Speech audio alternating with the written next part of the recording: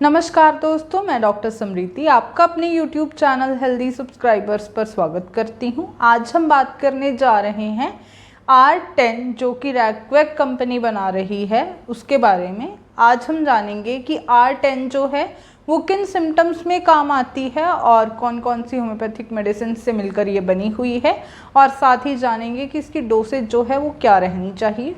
सबसे पहले तो मैं आप लोगों को बता दूं कि R10 जो है वो फीमेल्स के लिए इस्तेमाल की जाने वाली एक होम्योपैथिक मेडिसिन है, जो कि अगर आप लोगों के इरेगुलर मेंसेस हैं या फिर मेंसेस के दौरान आप लोगों को कुछ परेशानियों का सामना करना पड़ता हो तब इसका इस्तेमाल किया जाता है। ये जो दवा है इसको हम इरेगुलर मेंसेस या इरेगुलर मेंस्ट्रुअल ड्रॉप्स बोल देते हैं, क्योंकि अगर आप लोगों के मेंसेस इरेगुलर हो रहे हैं तब इसका इस्तेमाल किया जा सकता है।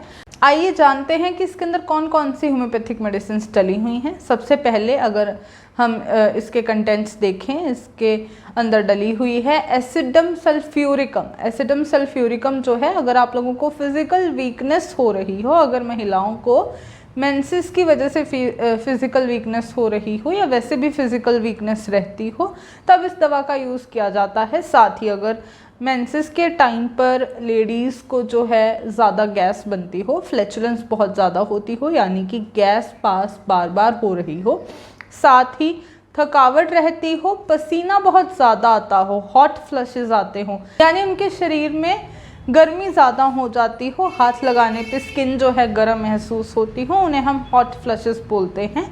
अगर ऐसा हो रहा हो तब एसिड सल्फ का इस्तेमाल किया जाता है, जो कि R10 के अंदर डली हुई है। इससे अगली मेडिसिन इसके अंदर डली हुई है सिम्सिफ्यूगा, जो कि अगर आप लोगों के हार्मोन्स इम्बैलेंस हो रहे हों तब इस्तेमाल की जाती है। उनकी वजह से आप लोगों को काफ़ी सारी परेशानियों का सामना करना पड़ रहा हो या फिर हेडेक्स आ रहे हों और बहुत ज़्यादा थकान महसूस होती हो, तब आप सिम्सिफ्यूगा का इस्तेमाल करते हैं। और अगर आप बहुत ज़्यादा रेस्टलेस हैं, यानी कि आपको बहुत ज़्यादा बेचैनी होती है, घबराहट होती है, तब आप सिम्सिफ्यूगा लेकर अपने परेशानियों को ठीक करते हैं, जो कि R10 के अंदर भी डली हुई है। यूजुअली महिलाओं के साथ मेंसेस के दौरान ये परेशानियां आती हैं, तो आप इस दवा का इस्तेमाल कर सकते हैं।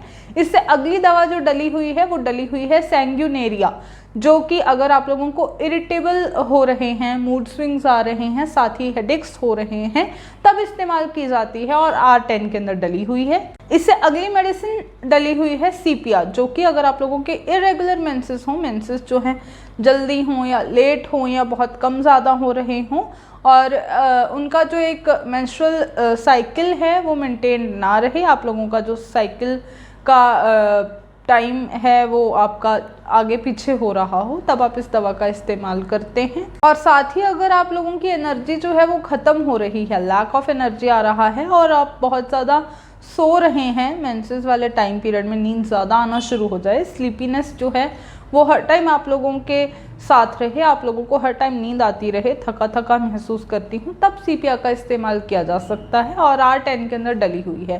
तो अब हम जान चुके हैं कि R10 जो है वो अगर मेंसेस इरेगुलर हो रहे हों, उनकी वजह से हेडेक्स आ रहे हों या हॉट फ्लशेस आ रहे हों, या फिर अगर आप लोगों को बहुत ज़्यादा थकान हो रही हो या नींद बहुत ज़्यादा आ रही हो, तब आप इस दवा का इस्तेमाल कर सकते हैं। और ये दवा मीनोपॉज के टाइम पे भी अगर मेंसेस में परेशानी हो रही है तब भी इसका इस्तेमाल किया जा सकता है और अपने सिम्टम्स में आराम पाया जा सकता है। अब बात करते हैं इसकी डोसेज की। दोस्तों, इसकी जो डोसेज है वो 10 to 15 ड्रॉप्स एक टाइम पे आप ले सकते हैं और आप ये दिन में 2 से 3 बार इस्तेमाल कर सकते हैं। और अगर आप लोगों की परेशानी ठीक हो तो आप इसका सेवन करना बंद कर दें। जब तक दिक्कत हो रही हो तब तक इस दवा को लें। और अगर आप हमसे कोई होम्योपैथिक ट्रीटमेंट चाहते हैं तो दिए गए व्हाट्सएप नंबर पे मैसेज ड्रॉप करके अपॉइंटमेंट ले सकते हैं और ट्रीटमेंट शुरू कर सकते हैं। अगर आपको हमारे वीडियोस पसंद आ रहे हों तो इन्हें लाइक, शेयर और कमेंट ज़रूर करें। धन्यवाद।